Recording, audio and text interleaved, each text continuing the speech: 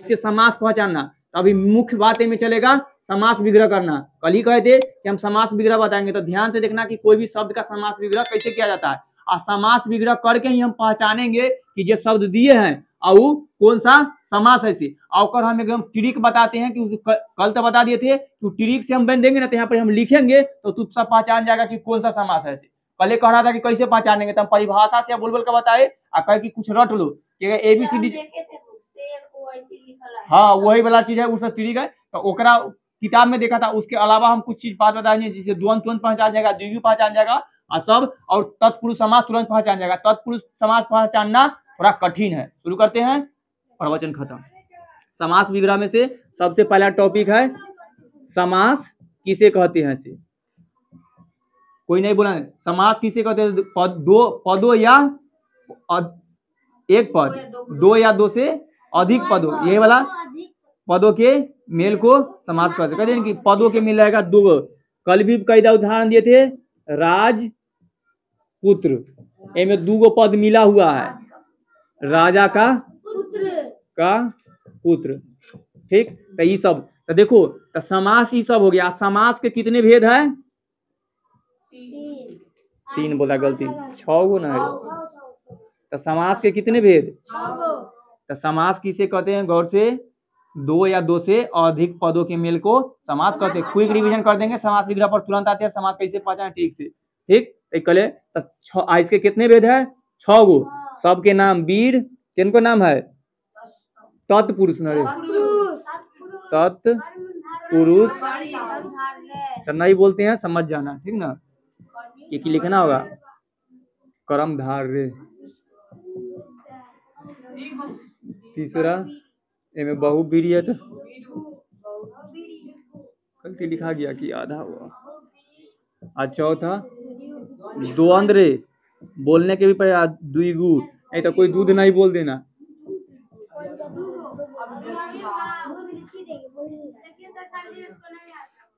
कोई नहीं बोलो इसे, कुछ गलती लिखा जाता है। अब ये होगा यही भाव, ठीक। 6 समास के नाम। समास के कितने भेद? 6 गो। तत्पुरुष, कर्मधारय, बहुव्रीहि, द्वंद्व, द्विगु और अव्यय। आप सबके हम उदाहरण देंगे और एगो एगो उदाहरण उसको पहचाने के ट्रिक बताएंगे और उसको विग्रह करके एगो एगो के बताएंगे, तो कैसे विग्रह किया जाता है समझ जाएगा। एक तो समास विग्रह में तो पहले तत्पुरुष समास है। ए में कोई समास का उदाहरण किसे कहते हैं? जिसका दूसरा पद प्रधान हो। तत्पुरुष समास किसे कहते हैं? परिभाषा, ठीक। आगे के क्लास में जब दोनों में क्लास में जाएगा तो परिभाषा नहीं पूछा जाता है, सिर्फ कितने होते हैं से। आज जो कोई शब्द लिखा रहेगा पूछेगा ये कौन सा समास है, या कहेगा इसका समास विग्रह करे। अभी चलते हैं, तो पहले परिभाषा से कर लेते। तत्पुरुष किसी है जिसका पहला पद संज्ञा और दूसरा पद प्रधान हो, वो सब तत्पुरुष समास कहलाता है। जैसे उदाहरण रसोई घर कितना बार दिए हैं, तो रसोई घर लिखते हैं, तो रसोई घर। तो जब इसको देखा जाए तो नहीं क्लियर अगर कोई के हो रहा है कि कौन सा समास है, तो अभी तो पता है कौन सा समास है। तो अब इसको हम देखो, इसको करते हैं विग्रह। किताब में लिखा रहेगा कि रसोई घर का समास विग्रह करके इसकी पहचान करे। तो पूछेगा कि रसोई घर कौन सा समास है, बता देंगे तत्पुरुष। अब इसका विग्रह कैसे करना है देखते हैं। अब विग्रह करने का अर्थ होता है, कल बताया था कि अलग अलग करना, यानी कि इसका जो क्या अर्थ है वो बता देना है, ठीक ना। तो रसोई घर को हम क्या बोल सकते हैं? जो रसोई की, रसोई मतलब जो भोजन के लिए जो घर रहेगा उसी को ना रसोई घर कहते हैं। तो इसको हम लिख सकते हैं रसोई का, नहीं लिखा, हाँ यही बोला, ये बोला नहीं, हम बताते क्या होता है। रसोई का घर और रसोई के लिए घर।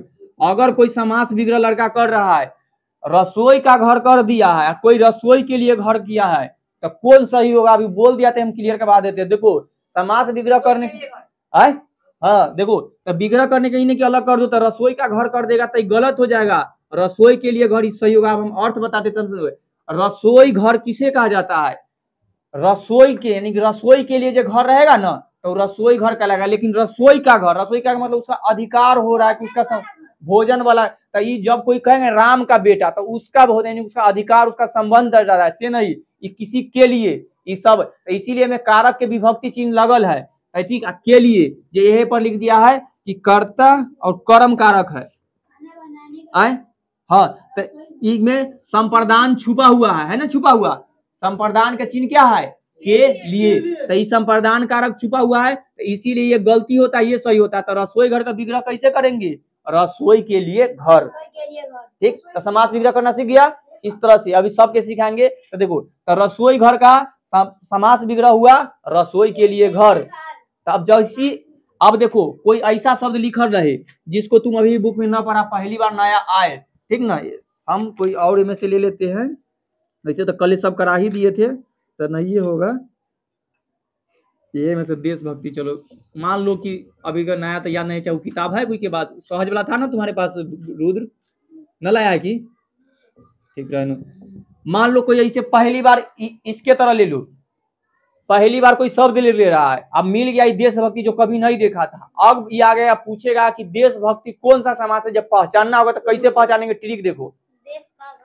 जैसे इसको विभक्ति पहले करेंगे, विग्रह करेंगे, तो कैसे होगा, देश का भक्ति या भक्त क्या है,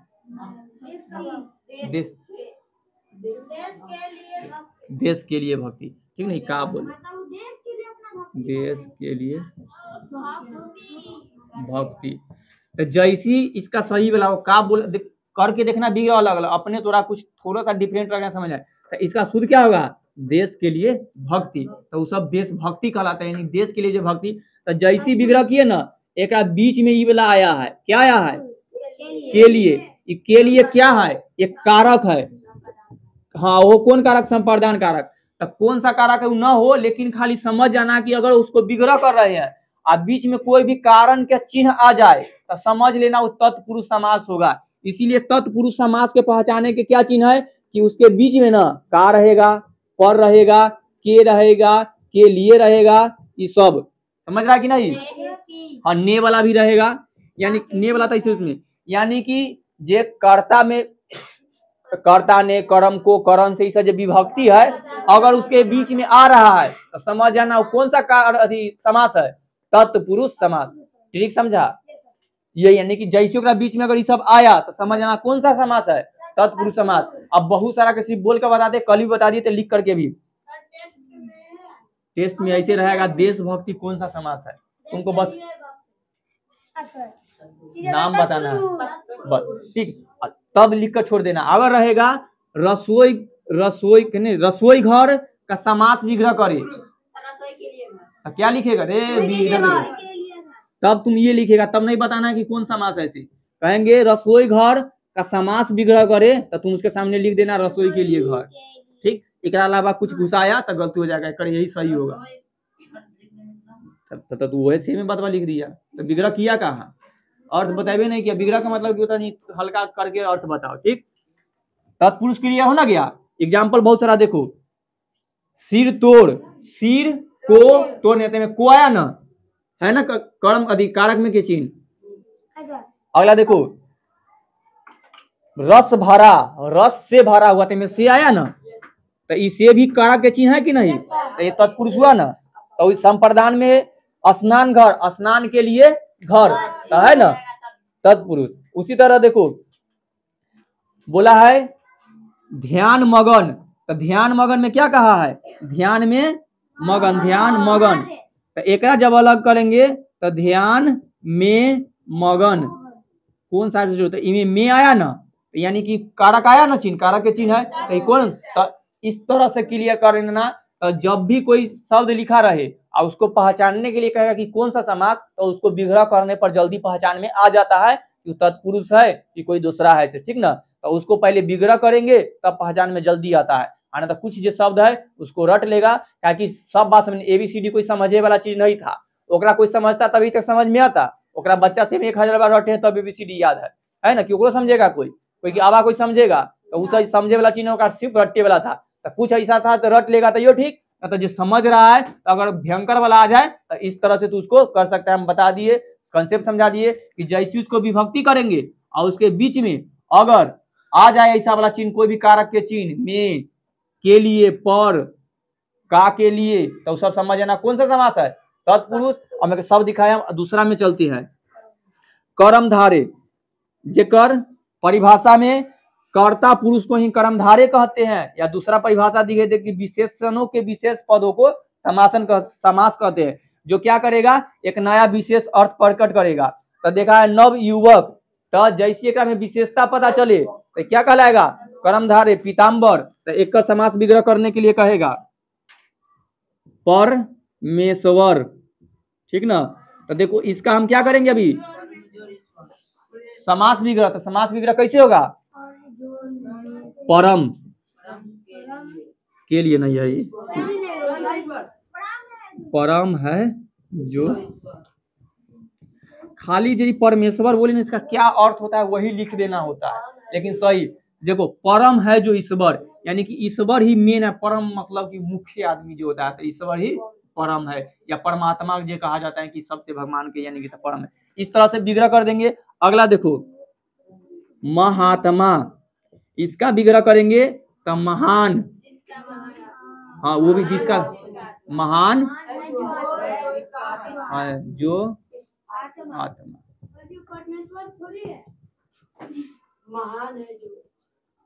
क्या गलती है, कितने देख लेते हैं, ठीक है। तब महात्मा का अगर विग्रह करना होगा तब महान है जो आत्मा, ठीक ना। महात्मा उसी को ना बोलेंगे, महा में महान छुपा हुआ है, आत्मा में आत्मा है, तो जिसका आत्मा महान होगा वही महात्मा कहलाएगा। तो उसका विग्रह करेंगे तो कैसे करेंगे, महान है जो आत्मा, इस तरह, ठीक ना। थोड़ा मोड़ा इधर उधर हो सकता है लेकिन बहुत नहीं करना, ठीक। अगला देखो, तो इस तरह से कर्मधारय को पहचान सकते हैं। बहुव्रीहि कल किए थे समास विग्रह, देखो जिसमें परिभाषा बताए थे कि इसके अनुसार से कहा था कि प्रथम में कि कई पदों का होता है इस सबके, लेकिन कहे थे जो विशेष अर्थ प्रकट करेगा, समझ। लेकिन जब इसको जैसे ही हम लिखेंगे, एक है कारक नहीं है, हे संबोधन है, तो हे बोला है मैं कहीं, वो कारक है लेकिन है नहीं ना, है तो ये अति क्रिया है, वो कौन क्रिया, सहायक क्रिया है, लेकिन यहाँ पर ये दूसरा बात हो रहा है। चलो अब आगे। अब बहुव्रीहि, बहुव्रीहि के पहचानने के शॉर्ट ट्रिक में समझ में हमेशा देवी देवता के नाम रहेगा, देखा कर ले, ठीक ना। चतुरानन, त्रिलोकी, त्रिलोकी तो में क्या जाता है, नीलकंठ भगवान के ऐसे पकड़ा जाएगा, हाँ लंबोदर, हाँ लंबोदर भी आता है इसमें, राम लंबोदर, अच्छा चलो चुप हो जाए, लंबोदर। अगर कहेंगे कि लंबोदर का समास विग्रह करे तो उदर, देखो आगे सब एक को था ही। अब देखो लंबोदर, लंबा है जिसका उदर, उदर लंबा, उदर मतलब सूर होता है, पेट होता है, तो पेट कहीं लंबा मोटा जो भी इसका अर्थ है ना, तो लंबा है, हाँ वो चमक रहा।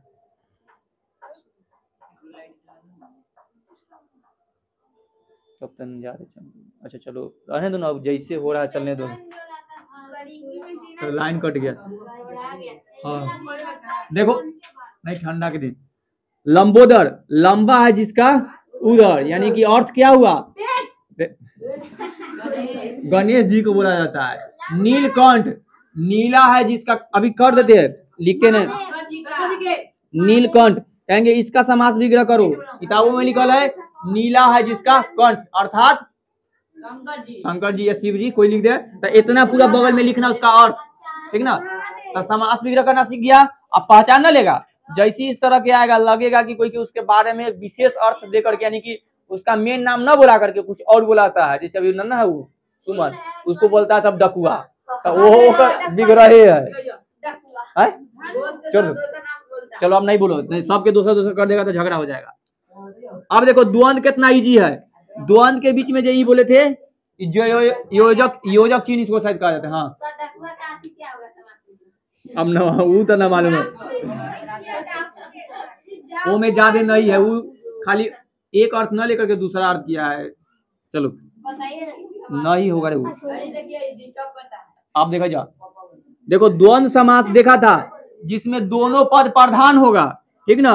जैसे दिखे थे दाल रोटी है ना, दाल रोटी, हाँ द्वंद में बीच में कोई चिन्ह आ रहा है तो ऐसू समझ जाएगा इसका ट्रिक। जब भी लिखल रहे तो पहचान जाता है क्या है कि ये द्वंद है, तब पहचानना था कलू ऐसू आसान था। चिन्ह नहीं रहेगा, जैसी जोड़ी पार्टी वाला चीज बोलेगा भाई बहन तो समझ जाएगा कि द्वंद है, कि दू गो आ रहा है। लेकिन अब इसका समास विग्रह कैसे करना है देखो, द्वंद समास के कोई भी शब्द रहे उसका समास विग्रह करने के लिए आएगा तो कैसे करेगा, बस इसको लिखना है दाल और रोटी का में खाली और लगा देना है, ठीक ना। या कुछ में और के जगह या भी लिखा जाता है, क्योंकि बहुत एक और कुछ अलग कर ही नहीं सकता है, कोई और थोड़ी ना है कि दाल के साथ रोटी, ठीक ना। बस दाल रोटी कहने की दाल और रोटी, कोई खा रहा है तो दाल और रोटी कहेंगे, हाँ या भी लिख सकते, ठीक। तो यहाँ और या, तो इसी तरह भाई बहन तो उसका विग्रह क्या करेंगे, भाई और बहन, तो इसमें सिर्फ और लगाना है। और द्विगु संख्या, इसका परिभाषा क्या है, जिसके रुक जा पूछा नहीं है वो तो अरे हमरो बोले दो पहले परिभाषा। द्विगु किसे कहते, जिस शब्द में संख्यावाचक शब्दों का प्रयोग, यानी कि जिसका संख्या विशेषण शब्द रहे तो सब क्या कहलाएगा, द्विगु। जैसे देख लिए तो त्रिलोकी, आप इसका संधि विच्छेद करना होगा ना तो इस चार मुहा, चार मुही, हाँ चाहिए इधर देखो।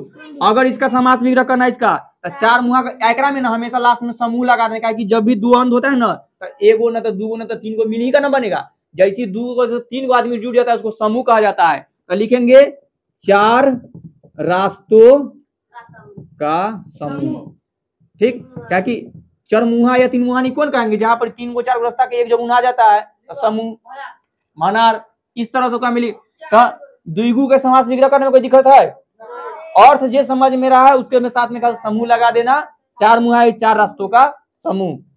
और कई गो है दिली त्रिलोकी का भी तीन गो लोगों का समूह। देखो सब तीन गो लोग जब तीनों लोग का ज्ञाता कौन सा, शंकर जी या त्रिनेत्र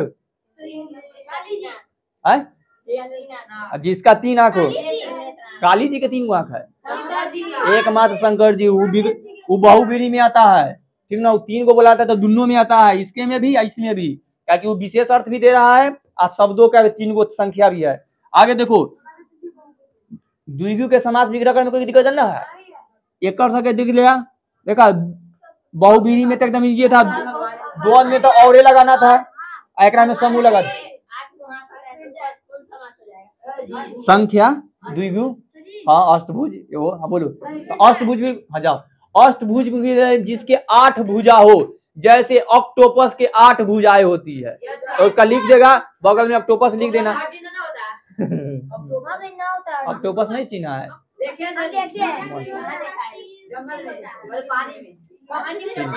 आप चुप हो जाओ। 8 गो भुजा होता है मतलब उसको ना, जो चले वाला पैर गो हाथ होता है 8 होता है, अरे नहीं देगा चुप रहो, उसका और फैक्ट जान लो, उसका खून ब्लू कलर का होता है, इनको करना बनता है, हाँ तीन। अब आगे देखो, चलो अब नहीं पढ़ते हैं जीके, अरे ऑक्टोपस के बारे में कितना था जीके में पढ़ा है। अब देखो अवयवी भाव, इसमें देखो ये किसे कहते हैं, एक हाँ जिसका पहला पद अव्यव होगा, और अव्यव की जगह जैसे इसका एग्जांपल लिख देते हैं प्रति मास, ठीक ना। अब इसका अगर समास विग्रह करना होगा ना तो समझ जाना, अगर पहली देख करके पहचान जाएगा कि कौन सा है, ठीक। इसके हमेशा ना इसका ना उपसर्ग लगल रहेगा, देखो ये प्रति उपसर्ग है ना, उपसर्ग सब बता देना जो शब्द के पहले लगे, तो इसमें 2-3 गो उपसर्ग लगल रहेगा पहले से, जैसे है प्रति उपसर्ग लगल रहेगा, एगो और यथा उपसर्ग लगल रहेगा, और आ उपसर्ग लगल रहेगा, बोलेंगे यथा संभव, ईसा से बनेगा, प्रति से बना ना प्रति मास प्रतिदिन, जो पहले लगल है वही तो ठीक बता रहे, ओकरा में उपसर्ग शुरू में कोई ना कोई लगल रहेगा, ईसा सब ये इतने लगल रहेगा, प्रति यथा और आ, हाँ समझ रहा है कोई ना। तो अवयवी भाव के ठीक है, ओकरा पहले ना उपसर्ग लगल रहेगा, नीचे वाला दिखाई दे रहा है हमें, ई सब उसमें रास्ता लिखा हुआ है, 4 रास्ता, ई मोबाइल में दिखाई दे रहा है, ये रास्ता दिखाई दे रहा, रास्ता दिखाई दे रहा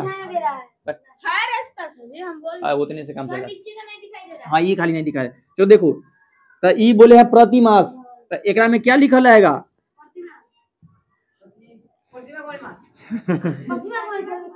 इधर देखो, तो एकरा में प्रति उपसर्ग लगल रहेगा, यथा उपसर्ग लगा हुआ रहेगा, और एक और कौन था? आ, जैसे अजन्मा रहेगा। यानी कि अधिकतर जब भी कोई शब्द लिखेंगे तो ना दो इस तरह के शब्द से मिला रहेगा। तो इसके जब विसर्ग कर अधि क्या विग्रह करना होगा तो कैसे करेंगे? अगर कहेंगे प्रतिदिन का देखो यार, प्रतिदिन का समास विग्रह करे, अब तो भोरे हो गया, हो जाएगा, हम आएंगे तब। देखो, तब प्रतिदिन का समास विग्रह कैसे सोच कर बताइए तो क्या कर देगा, कैसे बताएगा? प्रति के जगह हर लिखा जाता है, हर दिन नहीं, प्रतिदिन का अर्थ खाली समझ कर लिख दो, बन जाएगा। हाँ, रुक जाओ, हर एक दिन, तो हर एक न लिख करके हम हर दिन लिख दिए, ठीक। तब प्रतिदिन का समास विग्रह कैसे करेगा? हर दिन, हो गया। उसी तरह प्रति मास, यानी कि हर मास, मास मतलब महीना होता है। यथा संभव है वाला मास, मास कई होता है समय के अनुसार। प्रति मास बोलेंगे तो इसका मतलब समझ रहे महीना वाला मास। अजन्मा, जो जिसका जन्म न हुआ है, इस तरह विग्रह भी कर लिया। और कहा जाता है शंकर जी, विष्णु जी अजन्मा है, उन सबका। अच्छा चलो, अब चुप हो जा, उसका चुप। तो समझ गया, जल्दी से खत्म एक कर देते हैं। देखो, हाँ, एकरा भी मतलब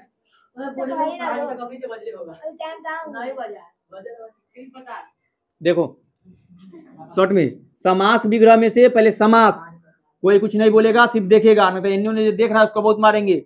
और समास किसे कहते हैं? दो या दो से अधिक पदों के मेल को समास नहीं बोलो, सिर्फ सुनो। समास के कितने भेद? 6। कौन कौन? तत्पुरुष, कर्मधारय, बहुब्रीहि, द्वंद्व, द्विगु। जहाँ अवयवी भाव, ठीक। अब रुक जाओ, धीमे धीमे बोलना। समास के उदाहरण जैसे राजपूत यानी राजा का पुत्र। और समास विग्रह कैसे किया जाएगा? जो लिखल है, हाँ, राजपूत भी हो जाए, राजा का पुत्र। राजपुरुष था जो राजा पुरुष, ठीक। अब देखो, अब तत्पुरुष किसे कह, उसके आगे कोई उपसर्ग लगा रहेगा, प्रति, तथा, आ, इस उपसर्ग लगा हुआ रहेगा। हाँ, दूसरा पद प्रधान हो और पहला पद संज्ञा हो। नहीं बोलो, जैसे एग्जाम्पल दे दिया रसोई घर, और इसका विग्रह करना होगा तो इसमें कारक चिन्ह लगा दिया जाता है, रसोई के लिए घर। कहेंगे रसोई घर का समास विग्रह करो, बताइए, लिख लू है प्रतिदिन तथा आ, तो लिखे पर ध्यान था, तो ये ले तो हम यहाँ लिखे तो तुमने ध्यान दिया। हाँ, हम देख रहे हैं लिख रहा है ऐसे।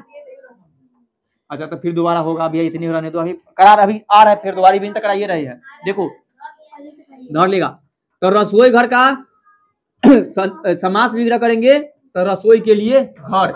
एक जैसी विग्रह करेंगे तो जरूर कुछ न ऐसा शब्द रहेगा, यहाँ पे तू काओ कर देगा। अगर मान लो तू न लिख रहा है, रसोई का घर भी कर रहा है तो गलती तो है, लेकिन बीच में का आ रहा है ना, का क्या है? कारक है। तो कारक से पर जिसमें कारक आ जाए बीच में, वो तत्पुरुष समास है। क्लियर? क्या दे दिया? देशभक्ति, देश के लिए भक्ति, इसमें के लिए कारक चिन्ह आ रहा है, मतलब तत्पुरुष समास है। राजा का पुत्र में का आ रहा है? तत्पुरुष समास। बस इतने। ध्यान मगन में आ रहा है कारक चिन्ह, तो ये तत्पुरुष समास है। किताब में बहुत सारा एग्जांपल है, घर एक तनका सा रिवीजन कर लेगा तो क्लियर हो जाएगा भाई। बोल पर देखो, कर्मधारय परिभाषा क्या कर रहा है? अच्छा ठीक, डायरेक्ट ना एकरा में भगवान की है, नहीं बोलो रे, बहुब्रीहि में भगवान है। छोड़ो।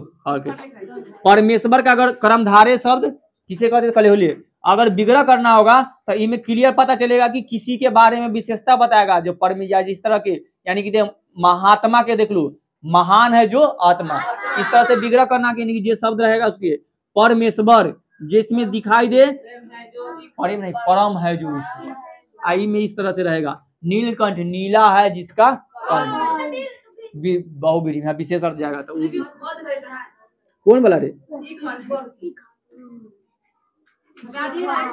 चलो अब बहुब्रीहि में जिसमें अधिकतर भगवान क्या आएगा एक विशेष अर्थ भी प्रकट करेगा तो पहचान जाएगा। विग्रह करने में जो देगा उसका जो अर्थ होता है उसे लिख दो। नीलकंठ कहेंगे तो नीला है जिसका कंठ अर्थात शिव जी। लंबोदर लंबा है जिसका उधर गणेश जी। ठीक, और क्या वो है ना बीना पानी, बीना है जिनके हाथ में यानी सरस्वती जी। अब द्वंद एकदम इजी था, इसमें दोनों पद प्रधान रहेगा, भाई बहन दाल रोटी। अब बीच में योजक चिन्ह भी लगल है, योजक चिन्ह है रे, हाँ चलो बाद में। जैसे दाल रोटी दोनों पद प्रधान है, इसका अगर विग्रह करने के लिए कहेंगे तो बस और लगा देना दाल रोटी सबसे इजी। हाँ हो गया। अब देखो अद्विगु जिसमें संख्या शब्द रहेगा, त्रिलोकी, चरमुहाई, तीनमुहाई, पंचवटी, उसको विग्रह करना होगा तो जिसका अर्थ होता है ऐसे लिखते हैं लास्ट में समूह लगाने। पंचवटी, वटी मतलब वन होता है पेड़ पौधा, 5 गो पेड़ों का जो समूह के बना हुआ रहेगा, या 5 गो बगीचा वाला उस तरह के लिख देंगे तो 5 वनों का समूह पंचवटी या 5 पेड़ पंचवटी। चारमुहाई 4 रास्तों का समूह, त्रिलोकी 3 लोगों का समूह। अब अवयवी जिसका पहला पद अवयवी रहेगा, ठीक ना, यानी उपसर्ग अवयवी पीछे वाला में पढ़ाते ये, हाँ उपसर्ग वाला चलो अवयवी भुला दे। उपसर्ग यानी कि उसमें इस तरह का चिन्ह लिखा रहेगा पहचान के लिए। देखो जिसके स्टार्टिंग में ना कोई उपसर्ग रहेगा, उपसर्ग की जगह क्या लिख दिया है, प्रति लिखल है, था लिखा है, यथा लिखल है, ठीक, या आ। जैसे इससे बनेगा प्रति से बनेगा प्रतिदिन, प्रतिमास, देखा शुरू में कोई ना कोई शब्द आ रहा है ना, तो यही सा है उपसर्ग। उपसर्ग किसे कहते हैं, जो कोई शब्द के पहले आकर के उसका अर्थ बदल दिया। देखो तो दिन में प्रति लग कर प्रतिदिन बन गए इस तरह से, ठीक। उपसर्ग उसी तरह था, यथा संभव में यथा लगा देंगे तो यथा संभव। राजा जी बोल नहीं रहा है तो एक सब समझ गया है कि अब एक राउंड तो चलना चाहिए ना। अब देखो प्रतिदिन है अवयवी भाव, इसका विग्रह करने के लिए कहेंगे, इसका अर्थ जो होता है इसे लिख दो। कहेंगे कि स्कूल राजा स्कूल प्रतिदिन जाता है, इसका अर्थ क्या, राजा हर रोज स्कूल जाता, हुआ ना, तो रोज लिख दो, हर रोज लिख दो, हर दिन कर दो, हो गया। तो अवयवी भाव का विग्रह कर देगा ना, तथा से यथा संभव, ठीक, यानी कि जितना संभव था से कहा जाता है कि यथा संभव था। क्या आ से था अजन्मा, अब तक नहीं बोल दिए थे, अभी दोबारा हम बताए आ जाए। क्लियर है, एक बार पूछ लेते हैं तब क्लियर हो जाएगा, अभी बिना पूछ लिया मार खा लेना ना होता।